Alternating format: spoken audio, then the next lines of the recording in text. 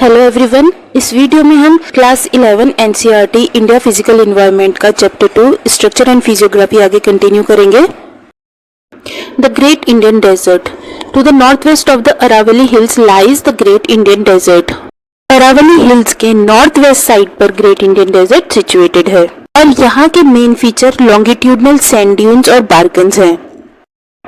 Longitudinal dunes ये prevailing winds के parallel north east से साउथ वेस्ट डायरेक्शन में सिचुएटेड होते हैं और डेजर्ट में जो ये क्राइसेंट शेप का स्ट्रक्चर मिलता है इसको बार्कन्स बोलते हैं। This region receives low rainfall below 150 mm per year.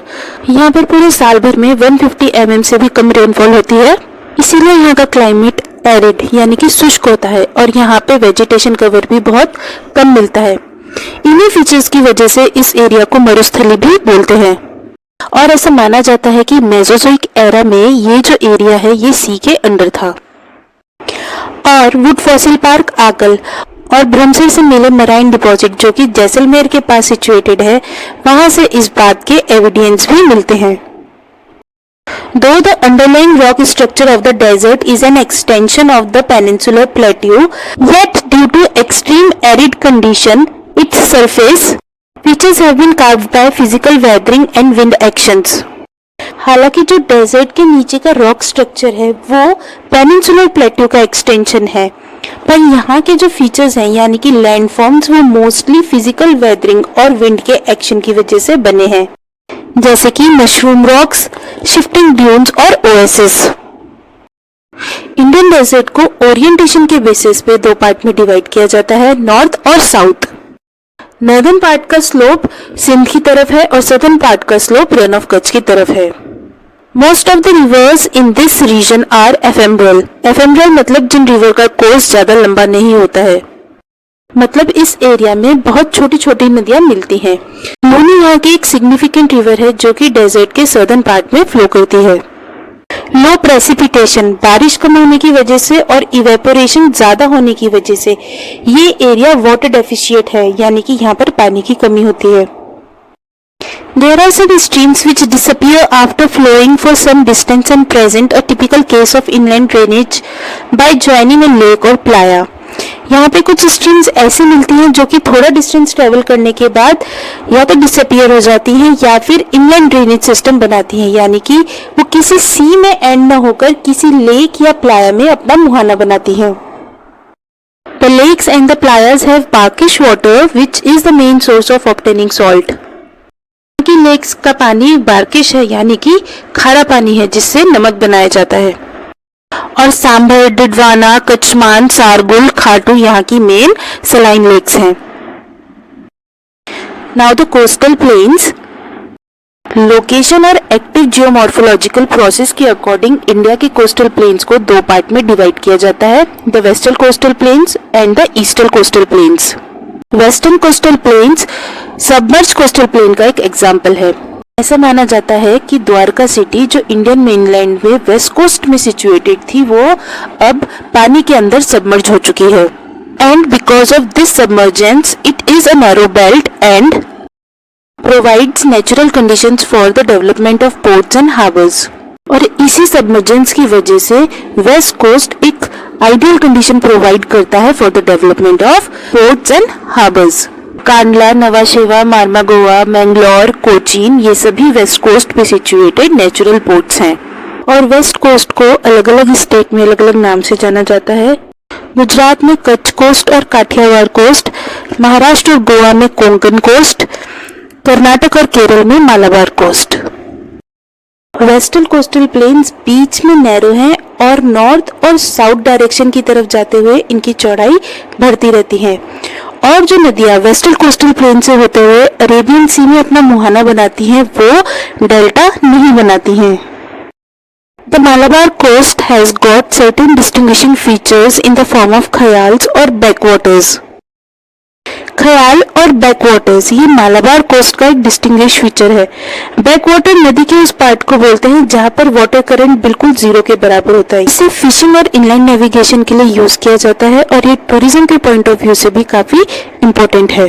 और हर साल केरल के पुनामदा ख्याल में नेहरू ट्रॉफी वल्लम तली दैट इज बोट रेस भी होती है।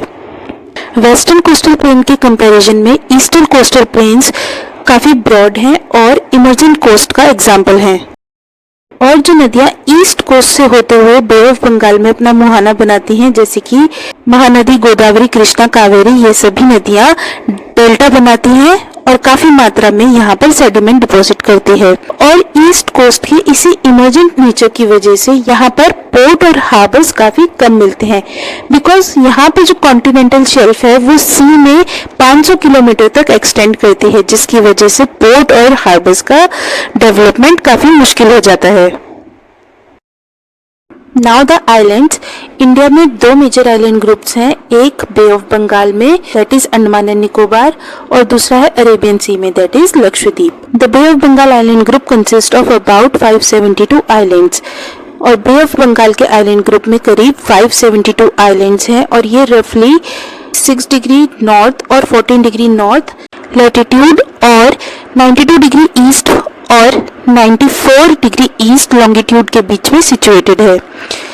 रिचीज, आर्किपेलागो और लैब्रिन्थ आइलैंड यहाँ के प्रिंसिपल आइलैंड ग्रुप्स हैं और इस पूरे आइलैंड ग्रुप को दो पार्ट में डिवाइड किया जाता है, नॉर्थ में अंडमान और साउथ में निकोबार। और इन दोनों आइलैंड ग्रुप्स के बीच में 10 डिग्री चैनल सिचुएटेड है। ऐसा माना जाता है कि अंडमान एंड निकोबार आइलैंड्स जो हैं वो समुद्र के अंदर सिचुएटेड एक पर्वत श्रृंखला का उभरा हुआ भाग है।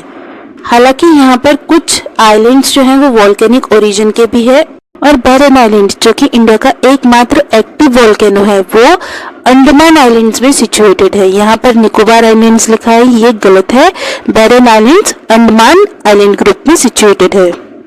सैडल पीक जो कि अंडमान एंड निकोबार आइलैंड्स की हाईएस्ट माउंटेन पीक है, ये अंडमान ग्रुप ऑफ आइलैंड्स में सिचुएटेड है।